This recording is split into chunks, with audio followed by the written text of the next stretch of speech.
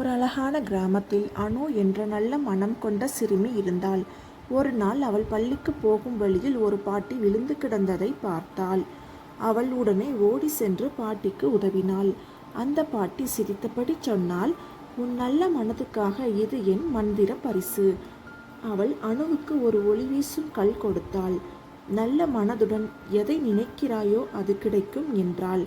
அனு ஆச்சரியமடைந்தாள். "முதல் நாள் எங்கள் அம்மாவுக்கு கூடுதல் உணவு கிடைக்கட்டும்" என்று மனதார நினைத்தாள். அடுத்த நிமிடத்தில் வீட்டில் உணவு மனம் வீசியது. பிறகு அவள் நோயுற்ற நண்பி லக்ஷ்மிக்காக மந்திரத்தை நினைத்தாள்.